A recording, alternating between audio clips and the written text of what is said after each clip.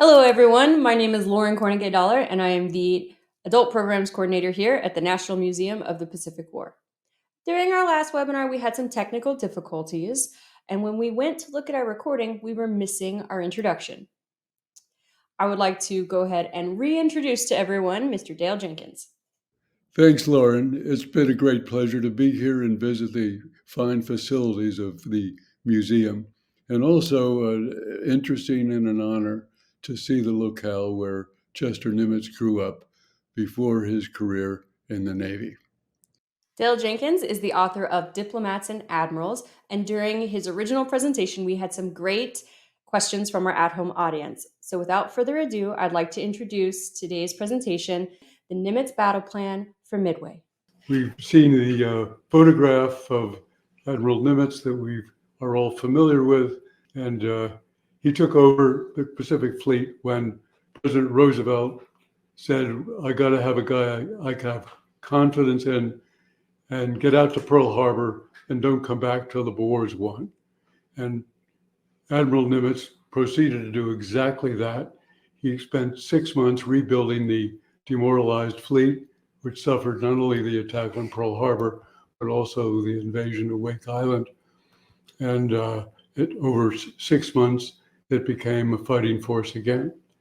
His opposite number on the other end of the Pacific Ocean was Japanese Admiral Yamamoto, who had planned the Pearl Harbor attack, and he had built the Japanese Navy into what was possibly the most formidable naval force in the world, with 6 carriers, with the latest airplanes, bombers, torpedoes, fighters, whatever. Then, after Pearl Harbor, quite surprisingly in my view, sent his carriers into the Indian Ocean to fight the British Navy there. He had just gotten into a war with his most dangerous adversary, but abandoned the Pacific Ocean in order to carry out that attack in the Indian Ocean. It gave an opportunity for the Pacific Fleet to rebuild. Admiral Halsey was making raids on Japanese-held islands, Gilbert's, the Marshalls, all the way to the Doolittle attack on Tokyo. And Admiral Yamamoto brought his carriers back to the Pacific Ocean and was resolved to have a showdown with the Pacific Fleet. So he planned the Battle of Midway, which was intended to draw out the Pacific Fleet into a showdown battle, and he expected that he would win that. They were going to come from the northwest towards Midway, and when they were about 220 miles away, they would launch half their planes on Midway itself. And you can see that there's the Pacific Ocean with Japan, Australia, Hawaii, and the track that Halsey and Yamamoto's carriers covered during that period of time. Nimitz had decoded through his intelligence group the Japanese plan for the invasion of Midway. Then we go to the chart, which shows the plan of the Japanese and also the plan that Admiral Nimitz designed to counter that attack. With the messages broken, he was able to get the exact time, date, and speed of the Japanese carriers and the course they were on. And he decided that he would design a concentration of force between the planes that would be flying from Midway and the planes that would be flying from the carriers, which were northeast of the Japanese track. And he wanted them to be 140 miles from the track, which was 200 miles directly north of Midway. The Midway planes, when the PBY scouts discovered the Japanese carriers, which was expected to be about 0600, the planes from Midway would take off, the planes from the carriers would take off, and they would meet in a concentration of force over the Japanese carriers. Flying time was a little over an hour, so expected the attack to take place about 7:15 in the morning. and he expected a victory by about 8 o'clock in the morning. That was the plan. So let's see what happened. The Japanese came in exactly on schedule, and they launched their planes at 4:30 in the morning. They would be flying to Midway. They'd be over Midway about 6:30 in the morning. They would carry out an attack on the defenses of Midway, which was necessary to allow the Japanese infantry invasion, the Japanese Marine infantry, to land and take over the island. At that point, it would draw the American carriers up from Pearl Harbor. The American response was the Midway planes took off as expected, but our carriers were out of position at 0600.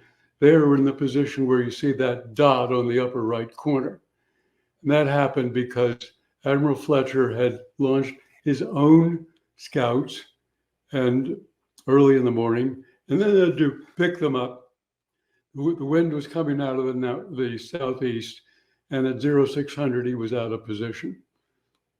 So the concentration of force had failed.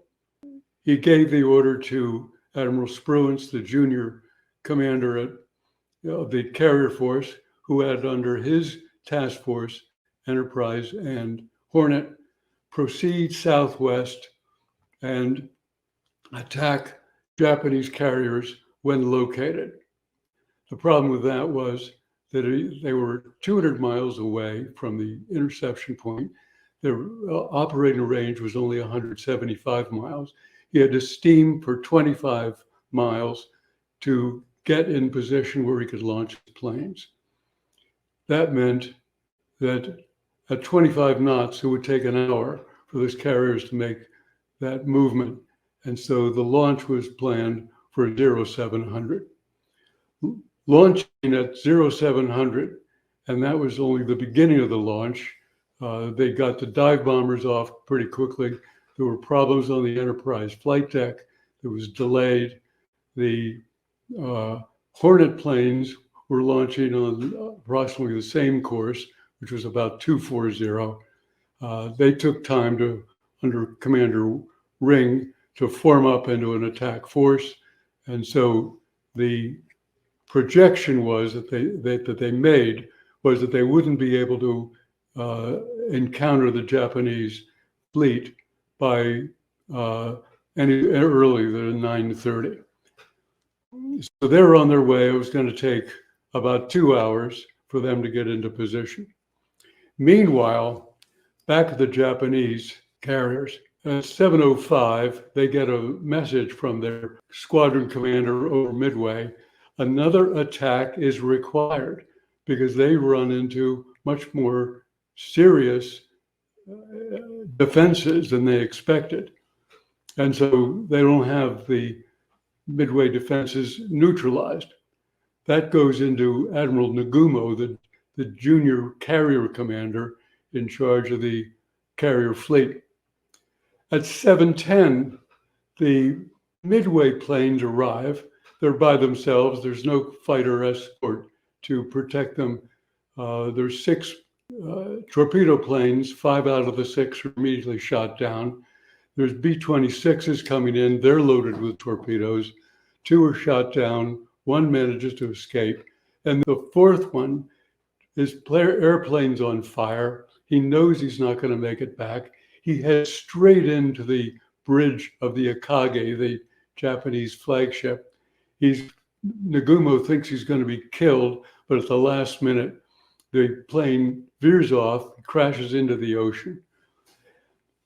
With that and the previous message, Nagumo decides that he's going to change his armaments from armor-piercing bombs and torpedoes, which were loaded on his planes in case they happened to come against a force that they didn't expect, but was done as a precaution. To attack Midway again, he has to change all of that and change the torpedoes to point detonating bombs.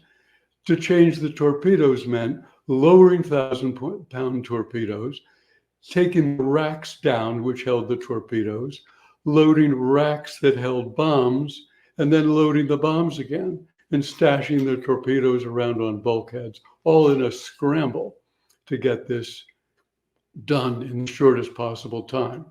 That's at 7:15 this started. At 7:28, a message comes in from a Japanese scout who's been flying since 04:30 in the morning. And he says, it looks like there's 10 American ships out there. Nagumo orders him to give me the ship types. What are they? Yamaguchi, the junior admiral under Nagumo, is in favor of launching an immediate attack with whatever armaments are on whatever planes. But he's not running the show. 15 minutes go by, and Nagumo is thinking about what to do. He's in the middle of a carrier battle, and he's trying to think of what to do. Finally, at 7:45, he says, don't change any more munitions. Hold what you have, and we'll get more information from the scout. At 0800, the squadron of dive bombers piloted by Marines under Major Henderson, they arrive. They're not trained to do high-level dive bombers from near vertical angles. They come in on a glide bombing attack, and the Zeros are up there shooting half of them down.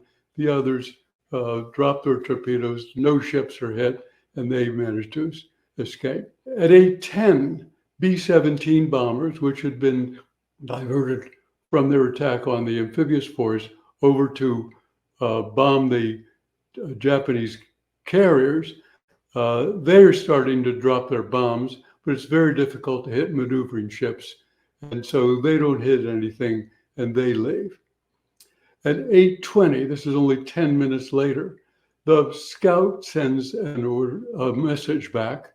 And he says, it looks like there's a carrier in that group of 10 ships. And at that point, they've got terrible problems, and an attack could come at any time. Nagumo, it gets a message from Yamaguchi, and Yamaguchi says, let's launch an immediate attack right now.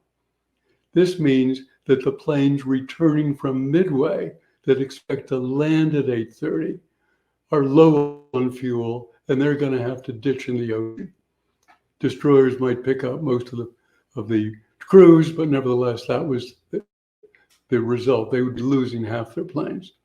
Nagumo thinks about this, and he says, no, we're going to land the Midway planes, and we're going to have a concentrated, rearmed, refueled force to launch against the American fleet now that we know where they are.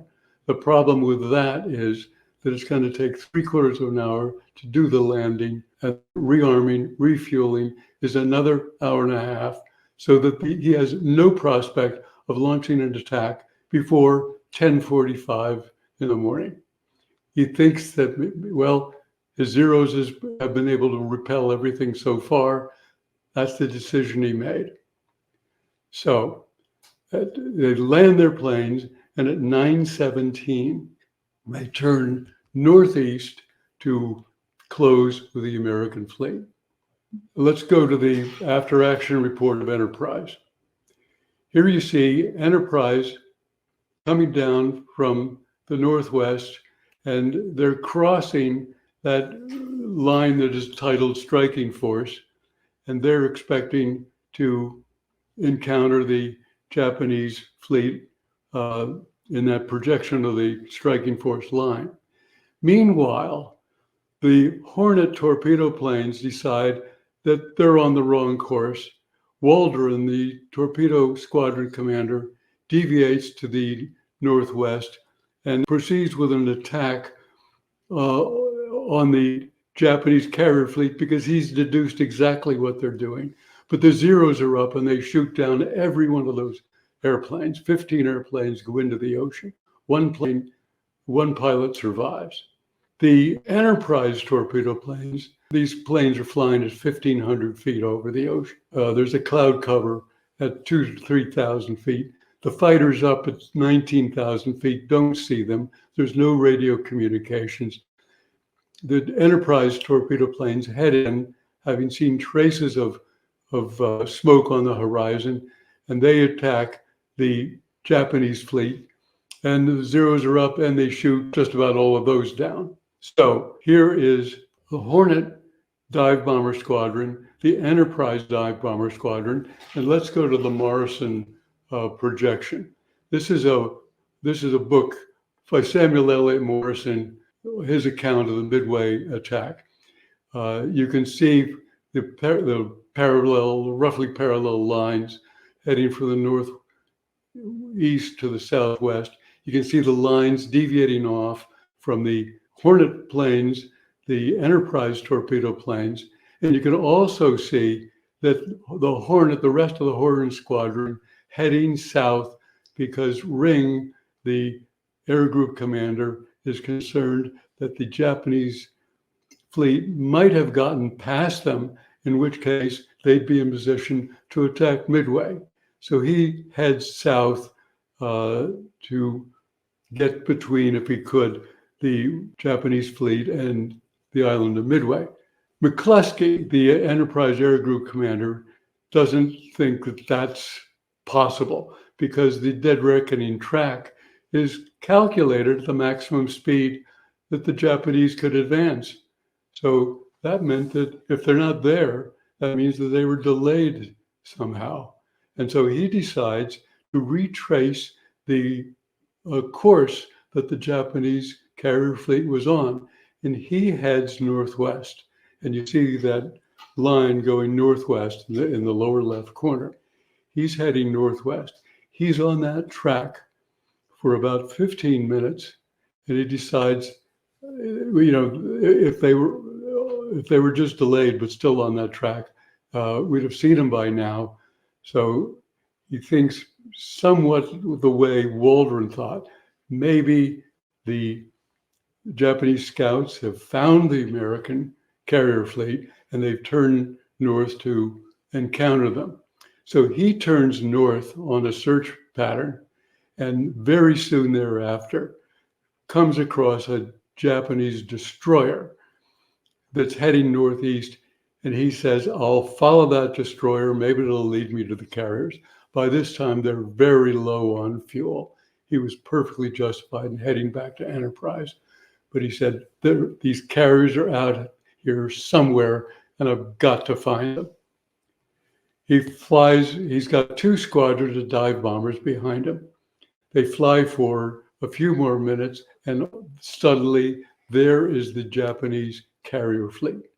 He designates 1 squadron against the Akagi, another squadron against Kaga, and they carry out their attacks.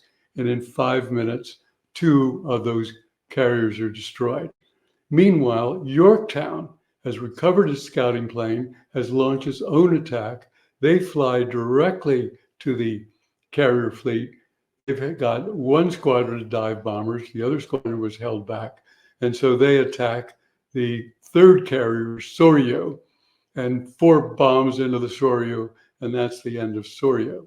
Hiryu, which is Admiral Yamaguchi embarked, he sees his 3 carriers in flames. He's escaping. He says, I'm going to get an attack off. He gets an attack off just as he wanted to get off 3 hours earlier.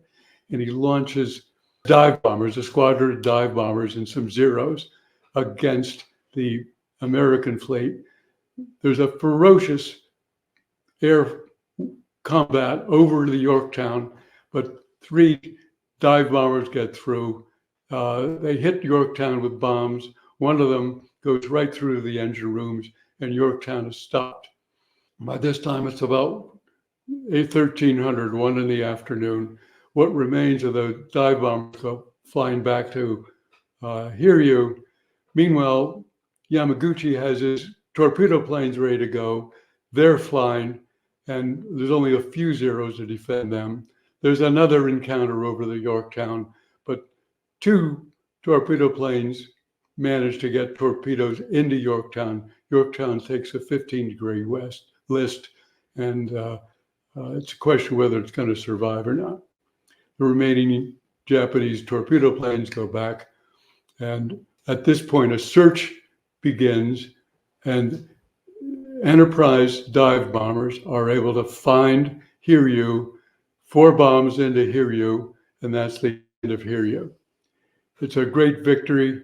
It looks like Yorktown is going to sink, and it eventually does when a Japanese submarine finds it 2 days later. It's been dead in the water for 2 days.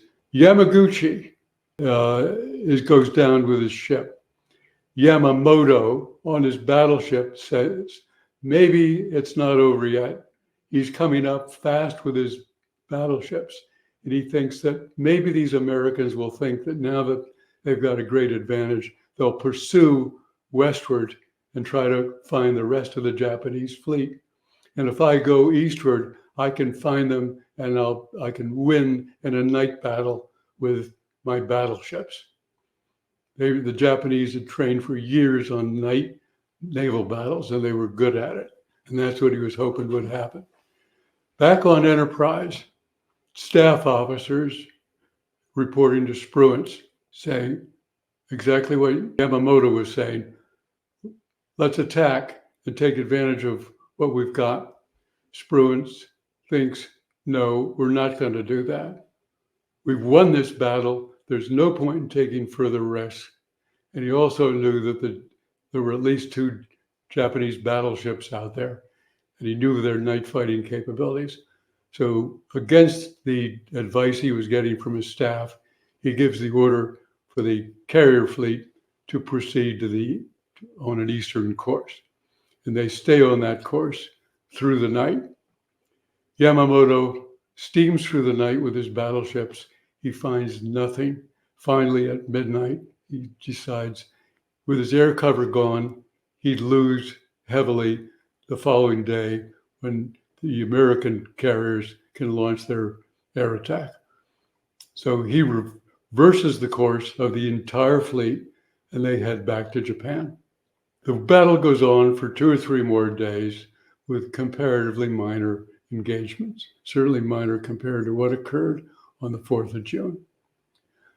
But when Admiral Spruance orders his carrier fleet to take an eastern course late in the day on June 4th, the Battle of Midway, for all intents and purposes, was over. That's our summary of Midway. I can add to this that the position for the carriers to be in the morning, to be able to make the concentration of force at 200 miles north of Midway, was part of the after-action report that Fletcher made, naming his intention to be 200 miles north of Midway at 0600 on the 4th of June. And it's further confirmed in the historical accounts. Richard Bates, Samuel Eliot Morrison, and E.B. Potter, that wrote the biography of Nimitz in their books, who interviewed pilots and crew members after the battle. Thank you, Lauren. No problem. Thank you for your presentation. I know I learned a fair bit about the Battle of Midway, and I just want to hold up his book right here, Diplomats and Admirals. We do have this for sale at our in-person store and our online store, and I believe you signed some special copies for us. Okay. Yes, he signed some copies for us this morning. So if you're interested in his book, be sure to check out our website or come in person to one of our stores. We already have some questions, and I also have a question, but we'll do these first. So can you please tell us again why the U.S. Naval Plan actually got off to such a late start? Why they got off such a late start? Mm-hmm. Well, the Midway planes flew on schedule. And they were the planes really that caused the Japanese admiral, Nagumo, to change his tactics. There was not a single plane, there was not a single torpedo plane, in any of the squadrons that did so much as a scratch on a Japanese ship. It was only the dive bombers at the end from Enterprise and Yorktown. But the planes that flew from Midway caused confusion, and they caused the Japanese admiral to change his munitions on his planes, and that led to his obviously bad decision and led to his defeat at Battle of Midway. So we have thanks to those people that all ended their lives in the ocean that morning. They made an enormous contribution. That kind of touched on my question, so we've covered that. Our next question is, why were the Japanese so successful at night fighting? Well, they had trained for years at night fighting. They had developed their battleships and cruisers to engage other navies. Lots of battles would occur at night. They actually designed battles to occur at night, such as would occur a few months later around Guadalcanal. And so they thought that if they were good at battling at night, they could achieve a significant advantage over an enemy navy. Okay, next question. From what I understand, U.S. submarines were to play a more significant role in the battle, but that didn't happen. Can you comment on why this did not happen? Well, they never encountered the Japanese carriers. It's kind of surprising because they were out there in a picket line, but of course it's difficult to find ships in the open ocean. There was one submarine, the Nautilus, that actually made an effort, and it was the Japanese destroyer that countered the Japanese submarine, and that made it delayed it in rejoining the Japanese fleet, and that is the destroyer that McCluskey saw and followed. So to the extent that the Japanese made a contribution to the American victory, they certainly did that, and it was the Arashi that led the way. I should say the American submarine that made the contribution, and the Japanese destroyer showed the way to the fleet. Okay, I'm gonna do a few reminders. If you have one more question, we have time for one more question, but while we wait for that, I have a few reminders of some events coming up. First one up is our next Untold Stories. That will be presented by Hamilton Bean, September 5th at 6 p.m. This is one of our new evening webinars. In the evening, we have a bit more time to dive into some of the nitty-gritty details. So if you're looking for something a little bit longer, Untold Stories of World War II might be a good fit for you. So again, that'll be on September 5th, 6 p.m. And it will be about Waldo Drake, Nimitz's newsman. And then the next event that I'd like to remind everybody about is our conference. We will not be having a webinar in September because we will be hosting our annual conference on September 21st. We will have a reception on the 20th at the museum, and then the actual conference events will happen on Saturday, September 21st. Tickets are available for purchase on our website for both in-person and virtual attendees. So we really love to see you at our conference, either in person or virtual. And if we can click back over to comments, see if we have any more questions that have come in. We have lots of thank yous. Thank you, everybody. We really appreciate your patience with us on this particular webinar. I see a question. Okay, so it says, thank you for the follow-up. Did Nimitz and his staff war game the battle much like the Japanese did prior to the battle? And if so, what were the results? I don't think they had time to really war game this.